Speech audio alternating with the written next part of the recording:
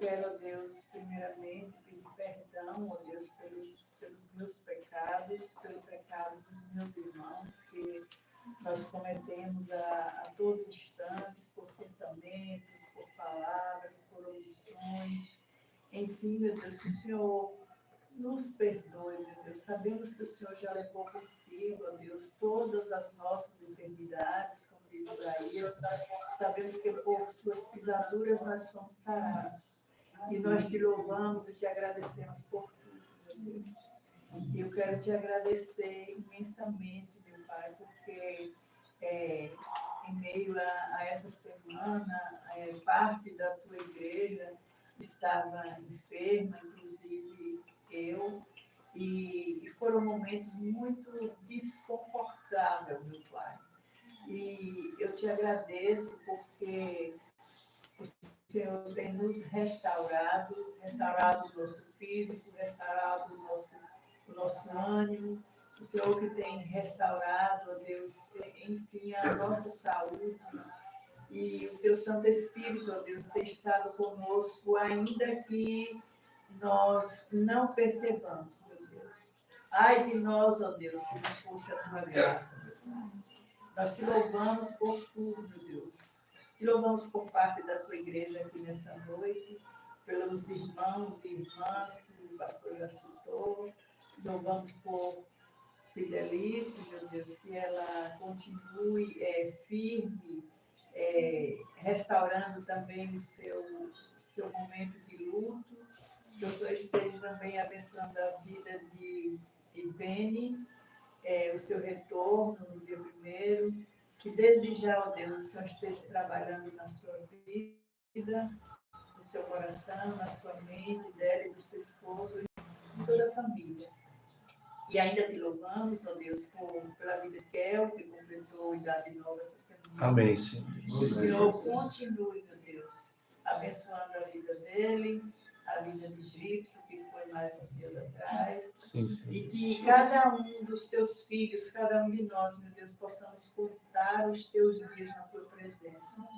Dá-nos a tua graça, usa o teu filho agora, ó Deus, para nos trazer a tua palavra, em nome de Jesus. Amém. Amém, amados irmãos. Prazer estar com vocês mais uma vez aqui para a nossa jornada de estudos no livro de Salmos. Estamos no segundo livro e após aqui esta oração, já no período inicial, que os que nos acompanham aqui não participam, mas estávamos agora louvando a Deus, exaltando, falando da sua tremenda força.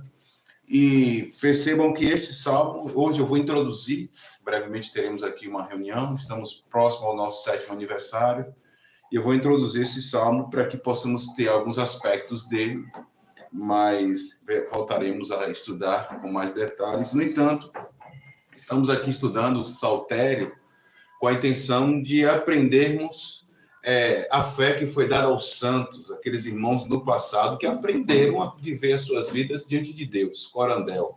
E hoje, observando a eles, nós também podemos passar por tribulações, aflições, situação de honra, de louvor também que Deus dá. Não é apenas dificuldade.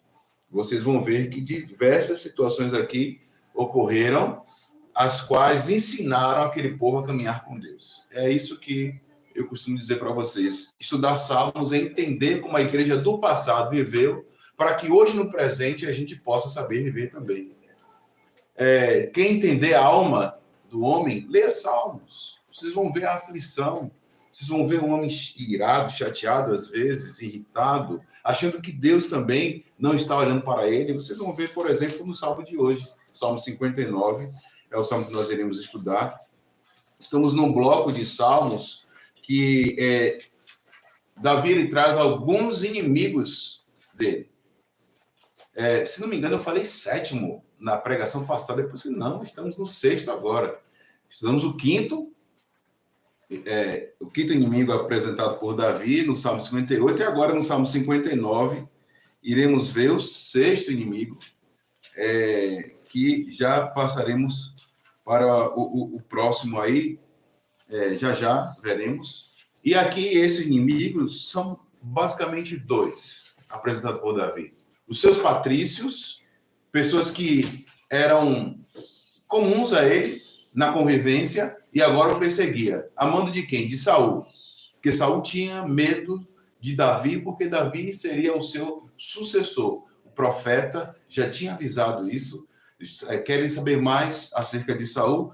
Leiam 1 Samuel, 2 Samuel, e vocês vão ver lá 1 Samuel, esse Saul, um homem inquieto, que se meteu até com adoração indevida, porque ele não era um sacerdote, e Deus já havia rejeitado, porque havia uma promessa de que de Davi, da raiz de Jessé, viria o Messias.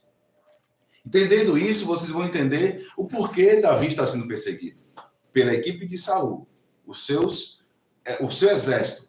Mas sabemos que esses salmos que estamos lendo aqui, nesse segundo livro, eles vão falar da armação, da diplomacia do povo de Deus, ao falar do seu nome para as demais nações. Só que isso incomoda alguns. Se vocês lerem o Salmo de número 2, vão perceber que reis zombavam do reinado de Israel porque se achavam poderosos. E agora, associados a Saul, há nações ali que querem ver a morte de Davi. Por isso, ele introduz o Salmo 59 aí, que vocês vão ler comigo, estou lendo aqui na NVI, ele introduz assim: livra-me dos meus inimigos, ó Deus, põe-me fora do alcance dos meus agressores. Vejam só que maravilha. Saber disso aqui, nos tempos de hoje, saber que Deus é aquele que pode livrar os seus, é algo maravilhoso. Como acabamos de cantar aqui, que Deus é tremendo. Mas isso, ao meu ver, me gera um pouco de temor aqui, pela perseguição, mas também de confiança em Deus. Imagine que eu não quero, eu tenho que ser sábio nas palavras aqui, porque a gente pode até ser censurado, porque estamos realmente em tensões mundiais. E Israel é foco, né? Aí fora. Mas pensando aqui nos dias atuais, o que Davi poderia falar diante de uma perseguição? E aqui vejam o que ele está dizendo: livra-me dos meus inimigos, ó Deus, põe-me fora do alcance dos meus agressores. O que ele poderia dizer nos tempos de ser teleguiados? Que chegaria bem próximo ali da sua residência e poderia aniquilar com ele. Imagine que aqui há muito tempo antes, a guerra não era tão sofisticada, mas nesse episódio em que havia um povo, uma equipe treinada, a palavra me fugiu aqui, mas tinha um certo exército específico, uma certa equipe de elite em busca de Davi. Uma equipe de elite em busca de alguém é muito difícil de não ser pego. E quando alguém está nessa circunstância, não há quem o livre. E a quem devemos recorrer? Eu quero dizer a vocês que eu estou introduzindo o Salmo. A gente vai voltar. Mas eu fiquei pensando, nos dias de hoje, quão seria difícil ainda mais para Davi, se fosse nesses dias. Tendo em vista que existem pessoas específicas, snipes, gente treinada. Aqui nós temos o Bob, por exemplo, e outras mais. Vocês conhecem mais do que eu aí, quem gosta dessas ações policiais. Né? Fala aí, Arthur. Existem pessoas treinadas. Rondesp, né? Pessoas, a Caatinga, na Bahia, aqui, Rondesp. Pessoas especializadas, mas existe mais. Tropas de elites especializadas para pegar um foragido. O grupo Gé, né? Pois é. Gatti, muitos.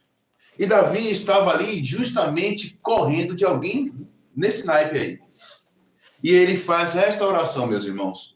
Livra-me dos meus inimigos, ó Deus, põe-me fora do alcance dos meus agressores.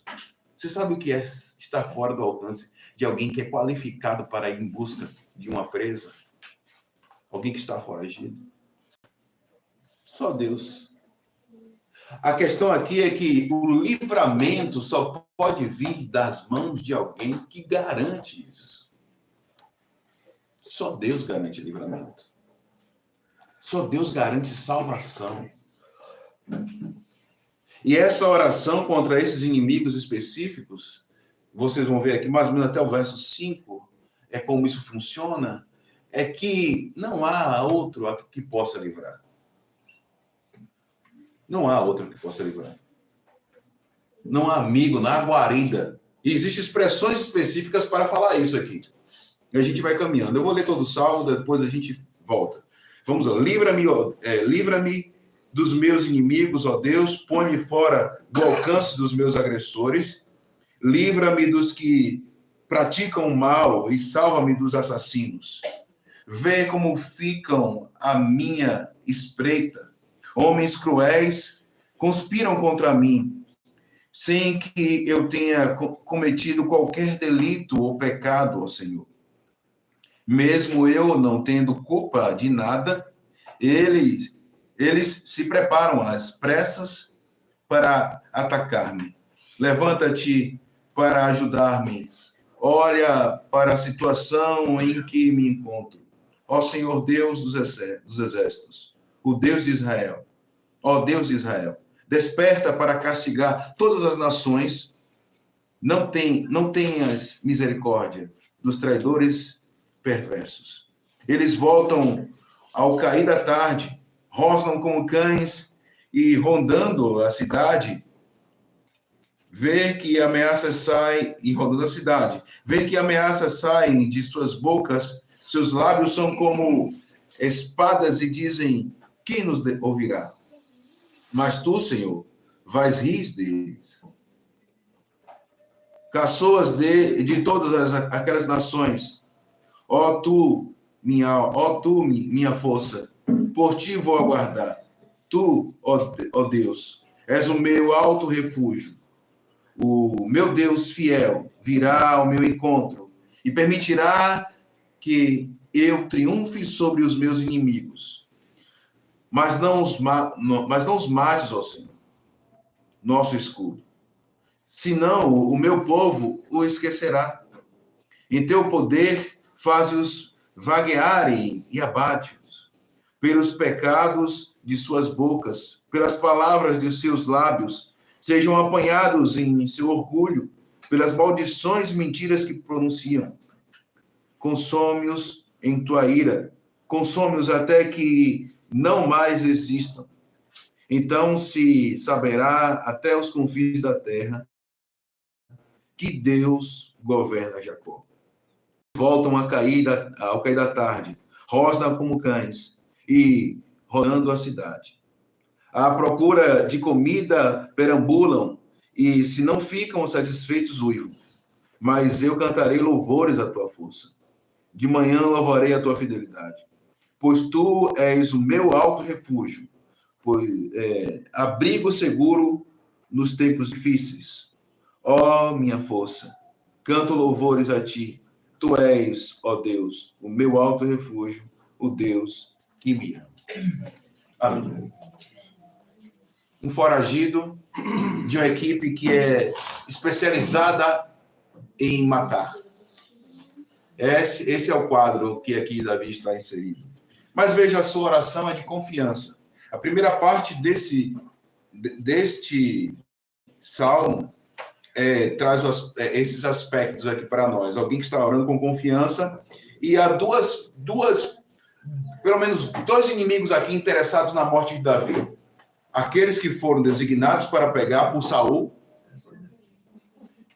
e as nações vizinhas que por algum motivo têm ódio deste reinado. Para vocês entenderem isso, é necessário ler o Salmo 2.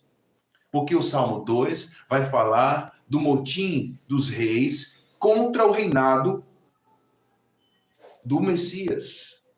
Prefigurado ali no próprio Davi, é claro, mas não é claro que Davi ele é o inspirado por Deus para trazer essas orações, mas nós não podemos esquecer que aqui são as orações do Messias. Mas a centralidade deste salmo aqui está num ponto que às vezes passa desapercebido dos nossos olhos. é de um inocente sendo buscado para ser morto como alguém que é uma presa na mão de um animal feroz caçador. E a gente sabe que Davi, ele, por certo, tem algum pecado. Apesar dele dizer que é inocente e sobre alguma acusação que possa ter ali contra ele, nenhuma delas seriam algum motivo para querer que para eles querem o matar, né? Não seria, ele se inocenta disso. No entanto, essa inocência que está aqui aponta para o próprio Cristo. A gente consegue perceber que o ódio que tiveram do nosso Senhor, os homens o mataram com muito ódio, muita maldade. E justamente essa é a oração de alguém que, como no Gólgota, estava ali pedindo para que Deus meu, não, essa parte não, perdão, livra-me, se possível, livra-me desse cálice, se possível, né? Jesus, ele faz essa oração. Mas percebam que o que está posto aqui, neste salmo, é alguém que está buscando refúgio. Algumas expressões como lugar alto expressa justamente uma posição de fortaleza. Alguém que sobe a uma torre é difícil de ser atingido. Alguém que vai até uma torre enxerga de longe aqueles que estão a tentar se aproximar e ali ele se sente seguro. Lutero vai fazer uma canção que chama a Deus do seu castelo forte. Castelo forte é o nosso Deus. É a ideia de uma fortaleza. E ele começa: livra-me dos meus inimigos, ó Deus, põe-me fora do alcance dos meus agressores. O que seria estar fora do alcance? É pôr no lugar alto, um lugar onde as pessoas não pudessem atacá-lo. Essa é a primeira questão aí. E ele diz: livra-me dos que praticam o mal e salva-me dos meus assassinos. Percebam que eu tenho ensinado desde o início que assímile. O que é assímile? É os sinônimos. Palavras que têm dentro do mesmo campo semântico, campo de significados, elas estão postas ali para dar o mesmo sentido, mas dito com outras palavras. Então, isso é o assímile. E é uma estilística do poema hebraico, da poesia hebraica. Trocando em miúdos de forma mais prática. Eu uso palavras parecidas que falam de uma mesma coisa para dar de outra forma aquelas palavras para dar sentido aquelas palavras que eu falei anteriormente. Se vocês pegarem livra-me dos meus inimigos, os inimigos aí aparecem já como aqueles que praticam o mal. São os qualificadores desses inimigos. E também eles são assassinos. Por que do pedido de livramento? É porque esses inimigos são inimigos assassinos. Adversários, que é o inimigo, aquele que está posto contra mim.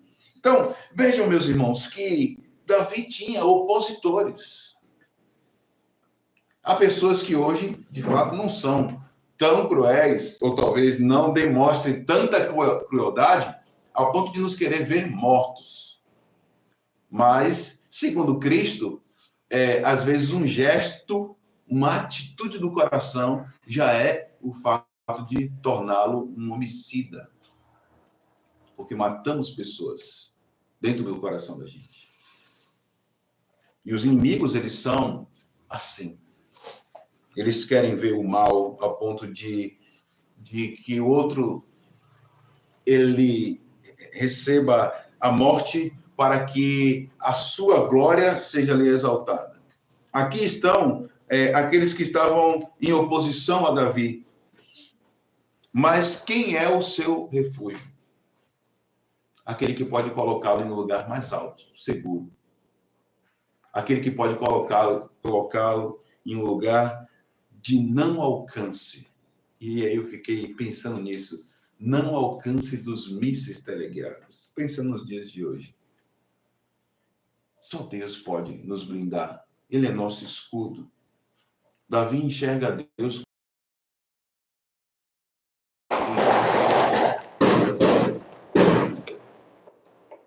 no Nordeste em clima de São João ainda.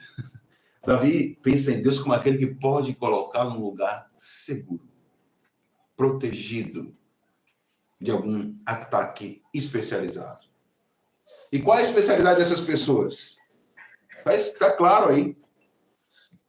Eles são especialistas em fazer o mal. Livra-me dos que praticam o mal. É a prática deles. Eles sabem executar maldosamente os seus atos, até chegar à morte da sua presa. Eles são assassinos. Mas Deus é o recurso, sem querer pormenorizar aqui, mas Deus é aquele que pode gerar o escape para Davi. Veja que neste salmo, o que nos é apresentado é justamente duas frentes de inimigos. Aqueles que estão diretamente, que são do meio ali, e os que são indiretamente, uma torcida, ali torcendo mesmo para que tudo dê errado para aquele que está com a promessa de vitória até e de um reino, como é Davi. E, meus irmãos, no entanto, as garantias de que as bênçãos, as benesses de Deus, elas virão sobre aqueles que são seus, é justamente onde Davi repousa. Que ele vai falar isso lá na frente, que é justamente o seu amor. A gente não vai ver isso ainda hoje, porque está lá no verso 17. Se vocês quiserem, forem curiosos, dê uma espiadinha aí. Mas é no amor de Deus que ele descansa. No entanto, Davi ele sabia também de que nós, confessionais, não costumamos dizer atributos, mas é conhecido assim dentro da teologia por alguns, os atributos de Deus. Mas chamamos de as perfeições de Deus. E uma das perfeições de Deus, ele vai recorrer justamente ao seu poder, à onipotência. Verso 3 vai dizer: vê como ficam à minha espreita. Homens cruéis conspiram contra mim, sem que eu tenha cometido qualquer delito ou pecado, ó Senhor. Mesmo eu não tendo culpa de nada, eles se preparam às pressas para atacar-me. Levanta-te para ajudar-me. Olha para a situação em que eu me encontro. Davi ele vai usar uma expressão de guerra no verso 4. Eu já expliquei isso a vocês também em outro momento. Levanta-te. É quando uma tropa, essa é a palavra que eu queria anteriormente, é quando uma tropa ela é convocada para se pôr em sentido, né? Não sei se é a palavra que é sentido, não sei. Em posição, né? Posição, sentido. Ele está posto ao momento da guerra.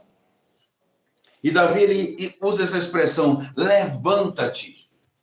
E ele justifica por quê, nos versos 3 e 4, mas ele diz, levanta-te. Ele chama a Deus, ele chama a atenção de Deus para si, porque há pessoas pelas quais ele não consegue lutar. Ele não consegue ir contra. São fortes demais para ele. Não é assim que às vezes nós nos encontramos diante de pessoas que são demasiadamente fortes e estão dispostas a nos destruir, a nos atacar, a atrapalhar com a nossa vida, a atrapalhar com nossos planos, torcer contra nós, contra nosso sucesso na caminhada cristã.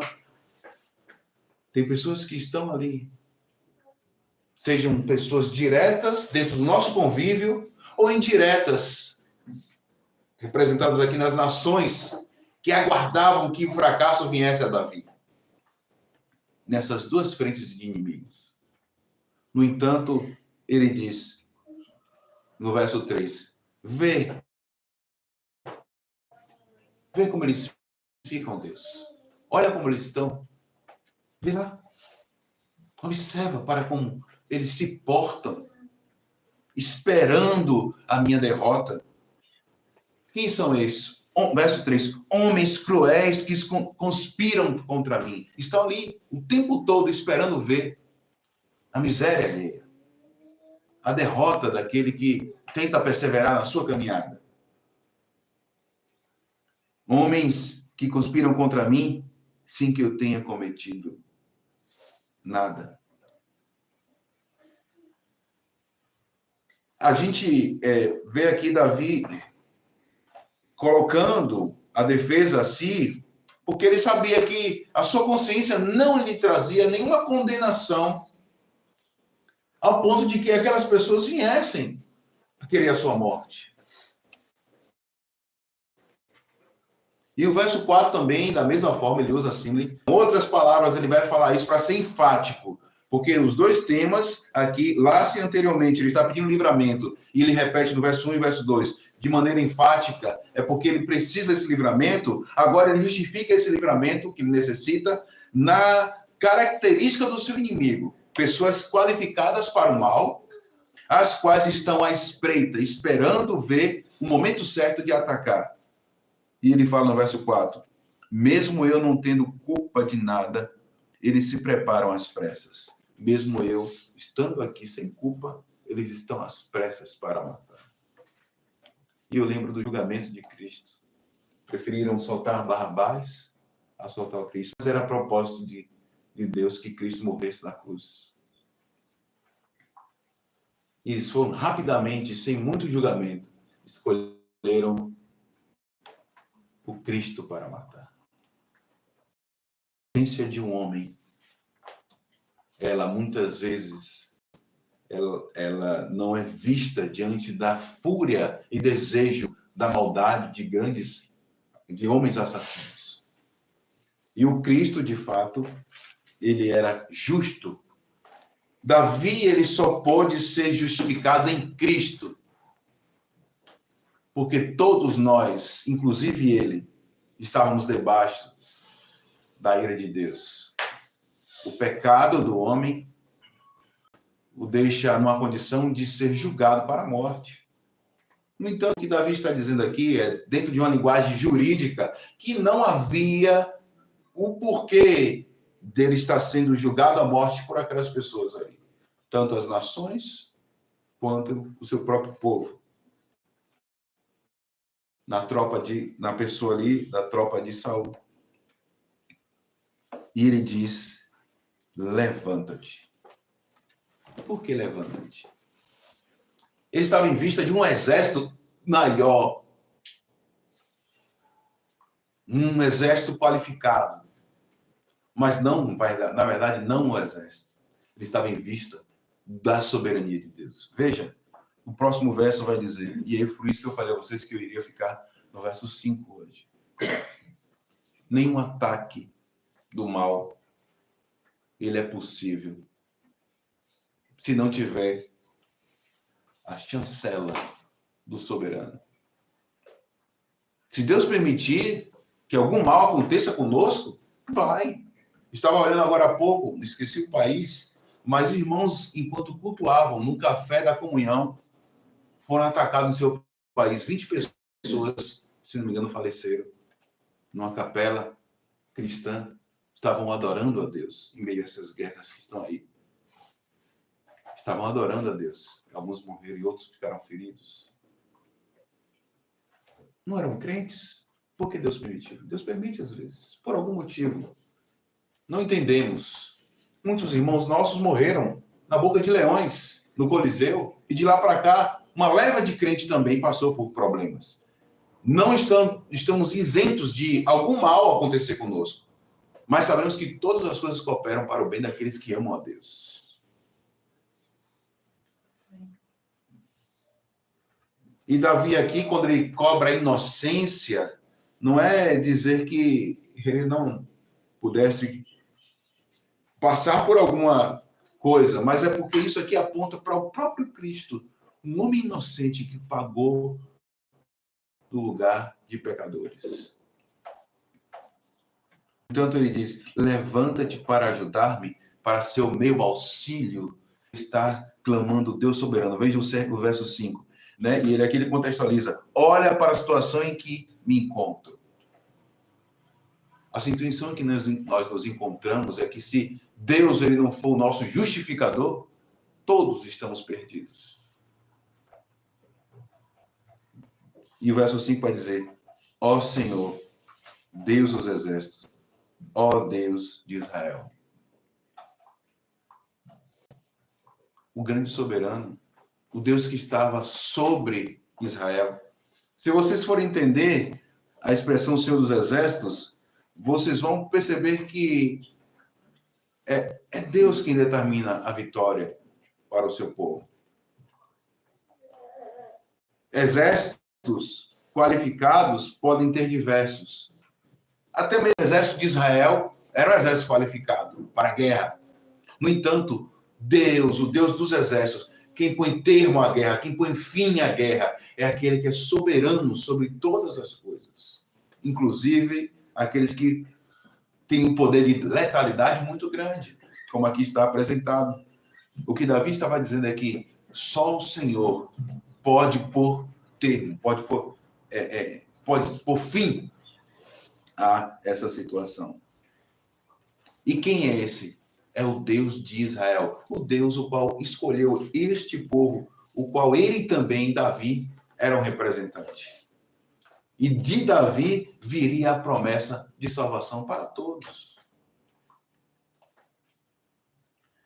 E Davi ainda está temendo, porque ele diz assim, desperta para castigar todas as nações.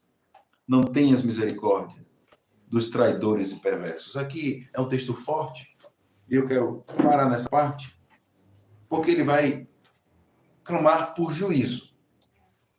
A palavra aí que está para perversos e traidores, ela vai remeter a gente a uma expressão que vai levar à infidelidade.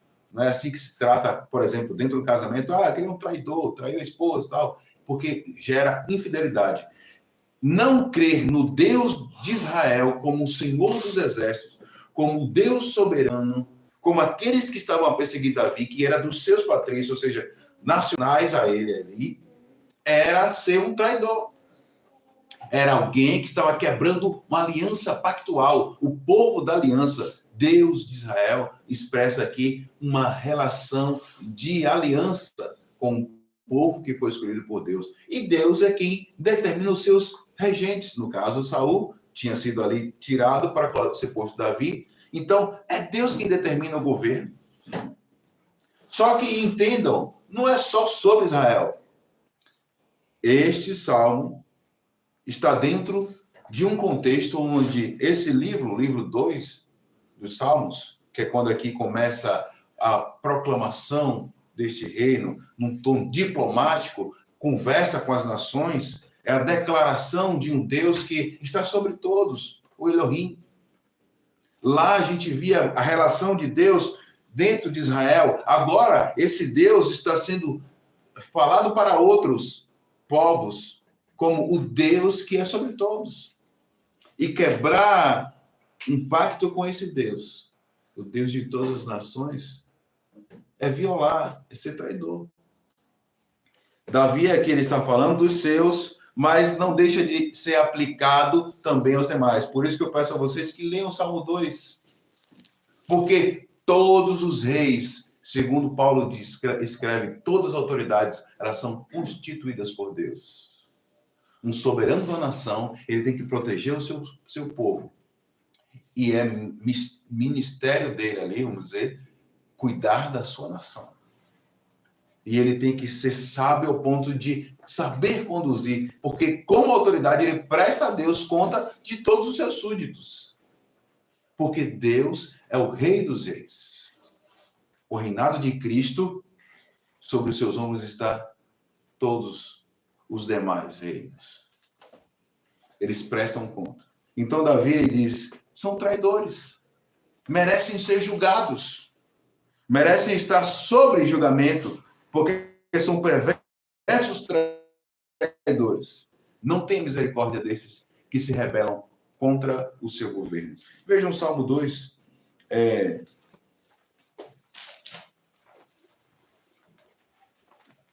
E o verso 1, para que fique bem claro essa ideia. Salmo 2, verso 1. O 1 e o 2. Porque se amotinam as nações e os povos tramam em vão, os reis da terra tomam posição e os governantes conspiram unidos contra o Senhor e contra o seu ungido, e dizem, né? Vejam, é justamente isso aí o que está caracterizado no Salmo 59. Há um povo reunido para ver a derrota do rei que Deus escolheu. Aquele o qual seria o antecessor ao Messias. Meus irmãos, aqui estão os termos da oração de Davi. Ele está pedindo a Deus que o proteja nos seus próprios nacionais ali, os seus patrícios, e das nações que estão observando todo aquele cenário de perseguição, esperando que Davi caia. E essa é a oração que ele está colocando diante de Deus. Aqui na NVI tem uma pausa, eu vou aproveitar o interlúdio, um momento que a gente para observar um cenário onde se cria uma expectativa, o que virá. E como numa cena também, eu vou encerrar aqui para que a gente fique esperando o próximo capítulo, o verso 6 em diante aí. Mas ele jogou a sua petição diante do juiz que é Deus, o Senhor dos Exércitos. Aquele que pode julgar todos os outros reis dentro desse cenário aí de guerra. E agora, o que será que vai acontecer? Vocês já leram, os salmos já podem deduzir, mas eu peço que agora a gente dê uma parada para prosseguir a próxima pregação. Já nos reuniremos aqui para tratar do nosso 7º aniversário, que será próximo 1º de julho. Ainda estamos numa semana de trabalho e por isso vou ser breve. Mas eu quero dizer, para concluir aqui, precisamos apresentar a Deus as nossas dificuldades. Há inimigos que se especializaram no mal e tentam na nossa derrota à espreita. Vocês vão ver aqui a expressão depois que eles usam aqui, que o salmista usa. São como os cães. São como cães. Vocês já viram o que é um cão farejador? Está à espreita ali, esperando a sua presa. Se você der uma roupa a um cão desse, de alguém que está foragido, ele vai em busca, ele vai cheirar, depois vai em busca até achar. E Davi está se sentindo assim, como alguém que está no faro de cães. Está à espreita, estão à espreita dele. Às vezes estamos encurralados, mas só há um que pode nos tirar e nos colocar em lugar alto, numa posição alta, em que nada vai nos atingir. Ao Senhor pertence a salvação, é como termina o Salmo de número 2. Se Ele quiser, Ele pode nos livrar. Que Deus os abençoe, meus irmãos. Amém.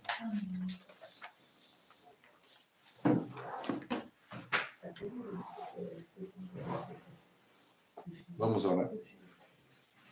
Eterno Senhor, nós damos graças a Ti por esse momento aqui em que nos debruçamos a estudar a Tua Palavra. Esse primeiro momento introdutório neste Salmo, onde Davi apresenta as suas dificuldades diante do Senhor. Também temos dificuldades, coisas que nós não conseguimos fazer. E somos muitas vezes postos em situações em que nos encontramos encurralados, sem achar uma solução. Mas só o Senhor pode nos colocar em lugar alto, seguros, sem com que os nossos inimigos nos alcancem. Nos livra de todo o mal, Senhor. Abençoa as nossas vidas. Protege-nos. Guarda-nos em tuas benditas mãos protetoras. É o que nós te pedimos em nome de Jesus. Amém. Deus nos abençoe, meu Senhor.